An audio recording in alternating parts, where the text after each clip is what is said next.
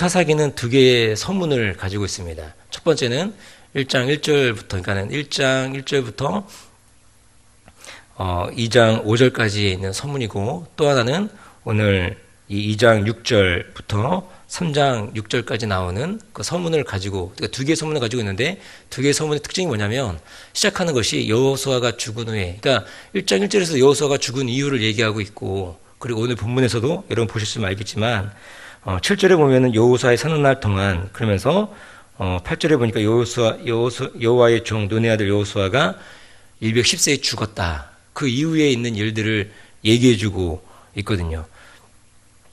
그래서 첫 번째 서론에 기록된 일, 이것은 무엇이냐면, 그러니까 즉 가나안 백성을 쫓아내지 못했던 이스라엘의 모습을 보여주고 있지 않았습니까? 왜 그들이 가나안 백성들을 내쫓지 않고 그들과 함께 생활했는지 이것을 보여주고 있었고, 두 번째는 뭐냐면 그 쫓아내지 못했던 이스라엘의 모습이 왜 그랬는가, 그 이유가 무엇이었는가를 오늘 본문이 그것을 보여주고 있다라는 것입니다. 그러니까 한마디로 이스라엘의 군사적 실패, 첫 번째 서문에 나왔던 군사적 실패, 그 원인이 바로 무엇이었느냐? 바로 종교적 실패가 이유였다라는 것입니다. 특히나 오늘 본문에 보이는 종교적 실패의 주요한 원인이 무엇인가를 살펴보면 오늘날 우리가 어떤 모습으로 살아야 하는지가 명백해진다라는 것입니다. 오늘 본문이 보여주는 중요한 메시지가 무엇입니까? 그것은 바로 다음 세대라는 것입니다. 다음 세대. 그러니까 다음 세대를 향해서 우리가 신앙의 전수를 잘하지 못한다면 이것은 하나님의 심판의 원인이 되는 그런 모습일 수 있다는 것입니다. 그래서 다음 세대를 어떻게 하나님의 백성으로 키울 수 있을까? 또 이것이 얼마나 중요한가? 이것을 오늘 본문이 너무나 잘 드러내주고 있다는 것입니다. 오늘 본문 7절은 이렇게 말씀하고 있습니다. 7절을 같이 한번 읽어볼까요? 7절 말씀입니다. 같이 한번 읽겠습니다. 시작. 백성이 여호수아의 사는 날 동안과 여호수아 뒤에 생존한 장로들 곧 여호와께서 이스라엘을 위하여 행하신 모든 큰 일을 본 자의 사는 날 동안에 여호와를 섬겼더라. 이렇게 말씀하고 있죠. 이 말씀은 무엇을 의미합니까? 한마디로 하나님의 출애굽 역사를 보았던, 그리고 가나안 정복 전쟁을 치렀던 믿음의 선조들이 살아있을 동안에는 이스라엘 백성들이 굳건한 믿음을 지켰다라는 것입니다. 그러니까 여호수아가 살아있고, 그리고 하나님의 놀라운 인도하심, 그 출애굽의 놀라운 역사를 보았던 사람들이 살아있을 동안에는 그 자손들이 믿음을 지켰다라고 얘기하고 있다라는 거죠. 그러니까 이러한 선조들의 특징이 무엇입니까? 하나님이 어떠한 분인가를 아는 세대였다는 것입니다. 이들은 실제로 자신들의 선조들이 불신앙으로 광야에서 죽어가는 것, 자기 아버지 세대들이 광야에서 죽어가는 것을 다 보았습니다. 그리고 광야 40년간의 말할 수 없는 고생스러움을 겪고 드디어 가나안 땅에 들어왔다는 것입니다.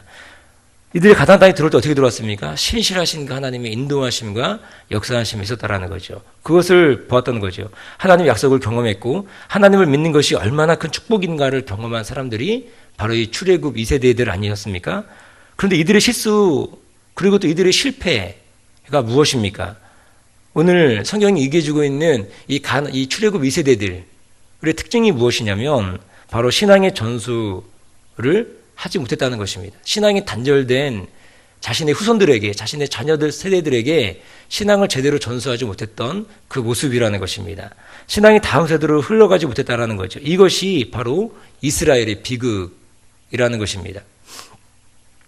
오늘 보면 8절에 보면 또 이렇게 말씀하고 있습니다. 뭐라고 되어 있냐면 여호와의 종 눈의 아들 여호수아가 210세의 죽음에 되어 있고, 또 10절에 보니까 이렇게 말씀합니다. 그 세대의 사람도 다 그 열조에게로 들어갔고, 이 세대 사람들이 누구라는 거예요? 여호수아와 함께 출애굽을 했고, 그리고 가나안 땅에 들어왔던 사람들 아닙니까? 그 세대 사람도 다 그 열조에게로 들어갔고, 그 후에 일어난 다른 세대는 여호와를 알지 못하며 여호와께서 이스라엘을 위하여 행하신 일도 알지 못했다. 이렇게 얘기하는 것입니다. 그러니까 여호와를 알지 못하는 세대가 등장한 것입니다. 이러한 여호와를 알지 못하는 세대의 등장 원인 제공자가 누구라고 하는 것입니까?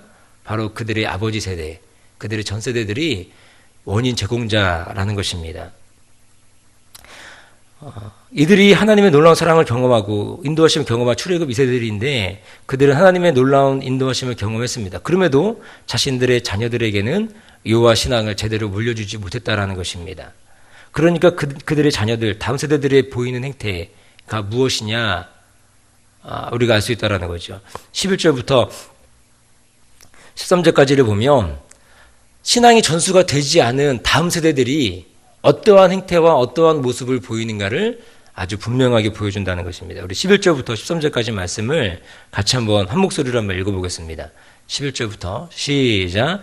이스라엘 자손이 여호와의 목전에 악을 행하여 바알들을 섬기며 애굽 땅에서 그들을 인도하여 내신 그 열조의 하나님 여호와를 버리고 다른 신 곧 그 사방에 있는 백성의 신들을 쫓아 그들에게 절하여 여호와를 진노하시게 하였으되 곧 그들이 여호와를 버리고 바알과 아스다롯을 섬겼다. 이렇게 얘기하고 있습니다. 그러니까 그들이 어떻게 합니까? 여호와의 신앙이 제대로 전수가 되지 않으니까 그들이 가나안 땅에 들어가서 자신의 열조들, 자신의 선조들이 다 죽고 난 이후에 그들이 보여주는 모습은 곧바로 하는 일이 무엇입니까? 여호와의 목전에 악을 행하는 것입니다. 그리고 바알들을 섬기고 그리고 애굽 땅에서 자신들을 인도하여 내신 여호와 하나님을 섬기는 것이 아니고 그 사방에 있는 모든 잡신들을 다 섬기고 있는 그들의 모습이라는 것입니다. 자신의 자녀 세대들의 하나님이 올바른 말씀을 전하지 않았던 이스라엘은 아버지 세대가 살아있을 동안에는 믿음 있는 척, 또 하나님을 경험한 척 했던 것이라고 볼 수도 있다는 것입니다. 여호수아가 죽고 아버지 세대들이 모두 죽자 이들이 본성을 드러내고 있다는 거죠. 어떤 본성입니까?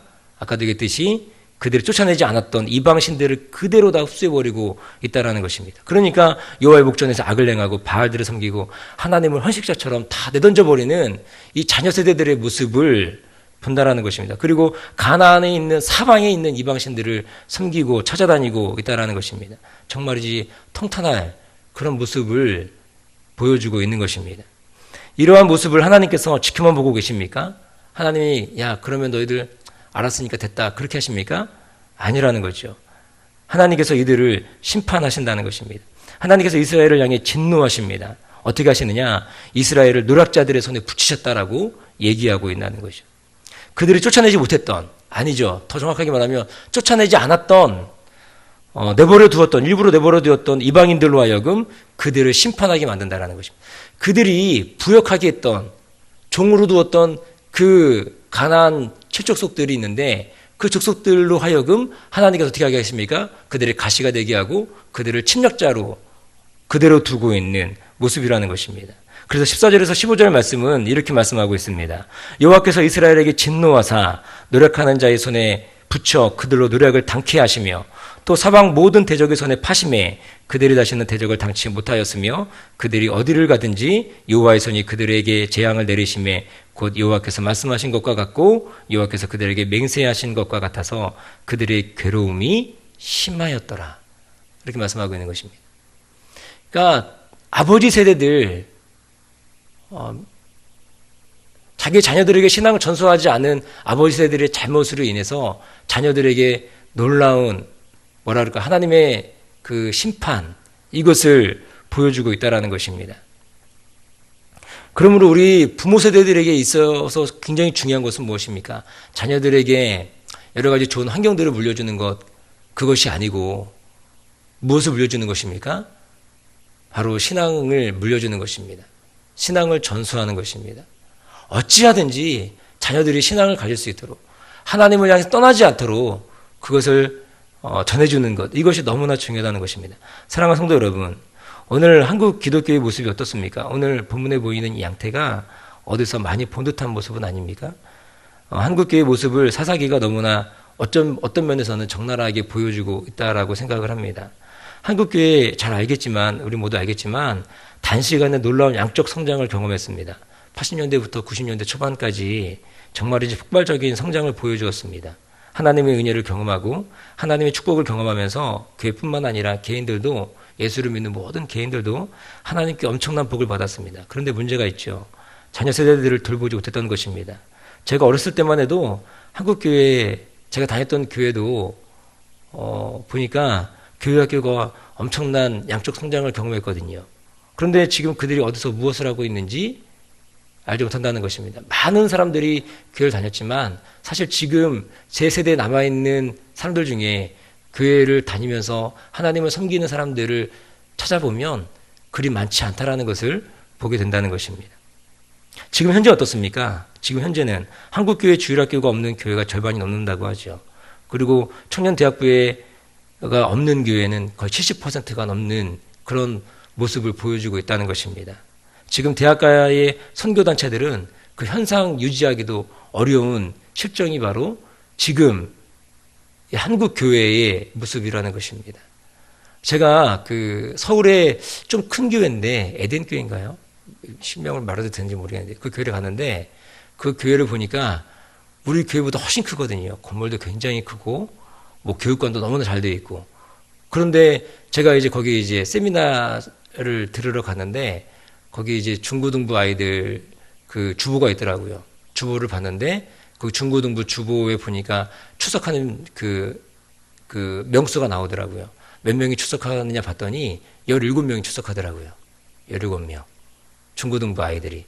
굉장히 큰 교회인데, 작은 교회가 아닌데, 그리고 장로교 합동 측교단이었는데 보니까 그 모습을 보인다는 겁니다.